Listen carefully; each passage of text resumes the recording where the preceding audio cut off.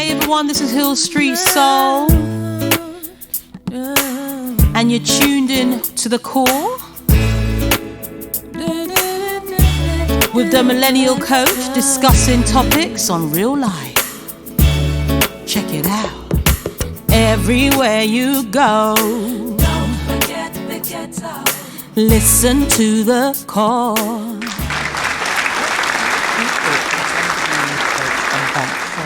I'm a bit OCD, so when I see something, I'm back with The Core, and I hope you're doing well. Hope you've had a good week, or good weekend even. And I didn't post last week because I wasn't well, and I want to celebrate all the endometriosis girls out there who literally have heart failure every single week, because it's not easy. It's not easy to keep going when you don't feel well. So I am the Millennial Coach. I'm back, and I'm just want to highlight that I am all things coaching. I just did a conference. I literally just spoke at a conference, and you know what? I'd done all this, and then the camera didn't work. I was annoyed because I can't even use the footage that I was actually at the conference. That's what's annoying. But anyway, we move, as my homegirl would say, Necca. So done it. It's great that people appreciate the conversation, talking about how women are. I talk about marginalized women, and women, they don't have great pensions. Women have a lot of poverty when they get older because they've given to their family. So if they've not worked for so many years because they've taken care of the family, guess what? Government pension is not going to serve them. So these are things that we need to consider as women.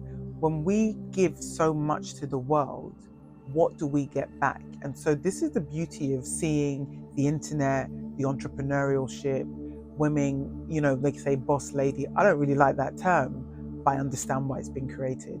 And the reason this is important is because women are not in the space they should be, although we're moving towards it.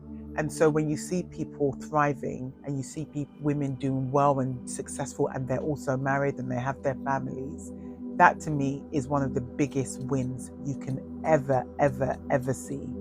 So from a coaching perspective, seeing women thrive and also being authentic in who they are is an exception to the rule that was even created for women 1 billion years ago. Because if you think about it, men have always been in power when it came to politics. So the fact that Kamala Harris lost the presidential election, for me, it wasn't even about her in terms of her race. It was her as a woman. And we saw the same thing with Hillary Clinton lose to the same person. So that tells you a lot about, I think, people are not ready for a female president irrespective of their race. And so if we look at politics on that global scale, think about the politics on a local scale, or, in the workplace. And so women, get to a space where they no longer want to serve in the workplace. They actually want to serve themselves, and they now see the value of who they are and how they want to live authentically and thrive. Thriving is not the easiest thing, especially in this day and age. We have so many things that occupy our minds, i.e. The internet, of how we should be. And I remember I had a young guy say to me once, I am sick and tired of people telling us we need to be millionaires by 25. He said the pressure is enormous. So think about women who are actually seeing other women like Martha Stewart, Jennifer Lopez, Michelle Obama. I don't really know who's successful in the UK, who's famous and successful and a businesswoman, like the people that are in the UK. And I don't mean this disrespectfully. I don't even know who they are because they don't really have relevance to me. They don't look like me. So sometimes when people don't look like I know I don't pay that much attention, because as we're talking about women, now if we bring race into it, it's another extended layer. So let's not pretend that race doesn't have an impact on how women are seen. So if white women are successful in the UK, I'm yet to see, identify, who can I sit here and say black women are just as successful? If we think about someone like Judy Love, I respect how she has grown. And I hope that she gets products and she has services and all of that to thrive, because she's teaching young black girls you can be on TV and be uber successful just like me. And so why I'm talking about thriving and thriving authentically is how many people take the time to stop and think about, what is my life's goals? What is my life's purpose? How am I going to be fantastic at everything I do without burning out? How am I going to be accepted in the environments that I want to thrive in? And what do I need to change about myself in order to get to those environments? So these are the conversations that we need to constantly have with ourselves as women. If we are not thriving, we are surviving. And we know that surviving doesn't give us what we need. Do you get what I mean? What surviving gives us is burnout.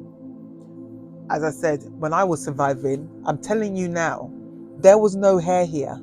I had to have a hair transplant. The fact I can even do this hairstyle is a miracle for me.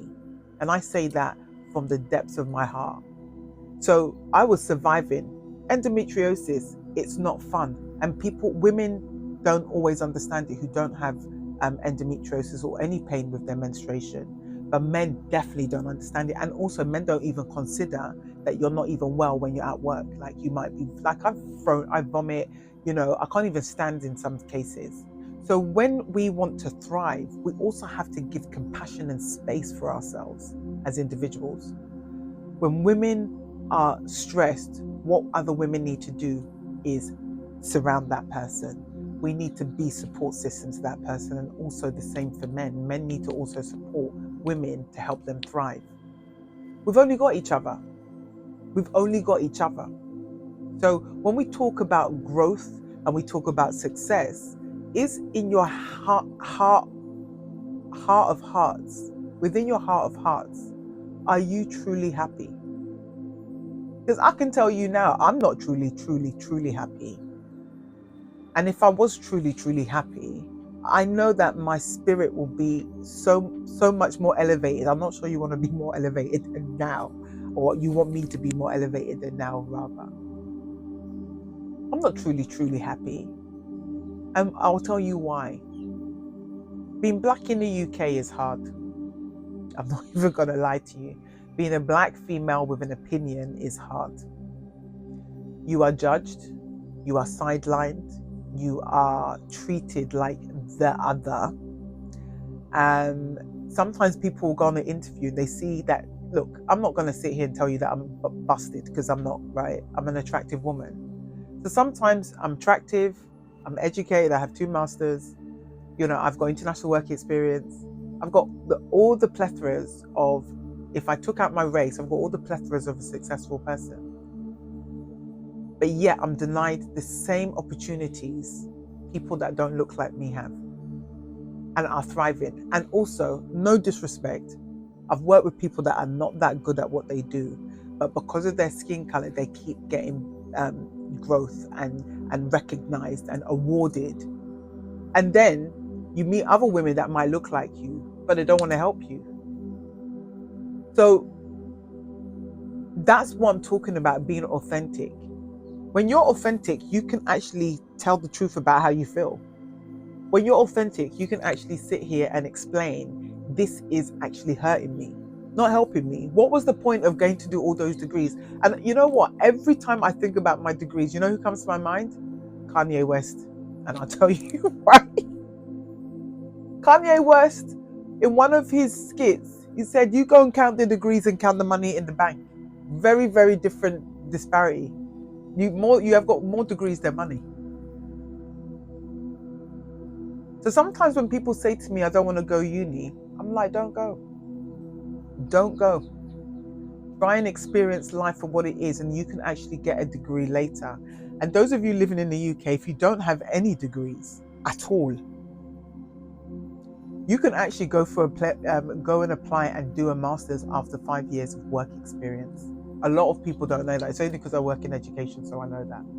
You don't have to have a bachelor's or first degree. You can go straight into a master's after 5 years work experience. And after that, you can go and do a PhD or doctorate.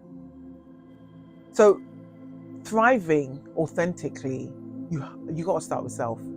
You got to start with self. You got to realize that if you are a certain way, and even if you're disabled, right, you have to remember, and the reason I'm saying disabled, or you have mental health issues, the world is not going to look at you the same way they're looking at able-bodied people. They're not going to treat you the same way they treat able-bodied people. And I'll tell you a small story. So my dad, he's old now, right? So he went to the airport to pick up my mum. She came from Ghana. Was it a couple months ago? And he's walking really slow, and I'm thinking, oh my God, it will take us about an hour just to get to the arrivals, and it's like a 5-minute walk. So I said, Dad, just jump into the wheelchair. So I got him an assisted wheelchair so I can push it, because I was thinking I need to just get there and, you know, crack on.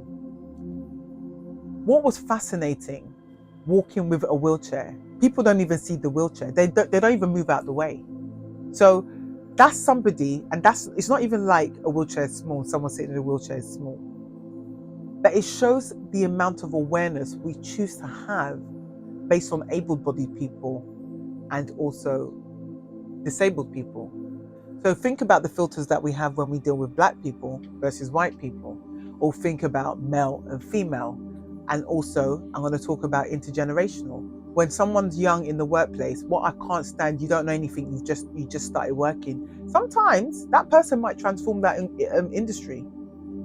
So we have so many filters, and I just think in this day and age, we don't even need to be that specific in treating people a different way because they don't look like you or they don't sound like you. Because a lot of it is based on fear and lack. And let me break down something about the Western world. In the Western world, there's so much fear and there's so much lack that people are like crabs in a barrel. So you don't want, if you're a woman, you don't want another woman to succeed in some instances. And then if you're not a Black woman, you don't want a Black woman to succeed you in other instances. So the fact that Kemi Banandok is become the conservative leader, I'm really intrigued. I'm really intrigued about her journey. You know, and a lot of people Black people say it's a win for her, but not a win for Black people. Look, I actually like some of the things that she says. I don't vote often, and if I do vote, I'm going to be honest, I tend to vote for the Green Party because I just want to see more plants and trees. Because everybody in politics, they say something and nothing gets done. At least I know if the Green Party are going to plant trees, they're going to plant trees. Do you get what I'm saying? And these Extinction Rebellion people will just settle and just sit down somewhere because they're very annoying. And the thing is, when you're trying to get home from work, we don't need people jumping on top of a train. Like, we're already tired. We've already done 8 hours on the plantation and you're now jumping on the train to waste our time. Like, no one's interested at that point. And I'm not saying I'm not interested in environmental issues. I just do not like when people are disrupting my life because you got to be in your bonnet. We can protest without disrupting other people. We can do things without hurting other people. So when we want to thrive authentically and live authentically, what does that look like and feel like to you? Because to me, authenticity and thriving is a joyful experience. So if we're in survival mode, consider what that feels like to you. And survival mode, to me, is a derivative of lack, greed, selfishness, and that crabs in the barrel mentality, like other people can't thrive because you don't have what they have.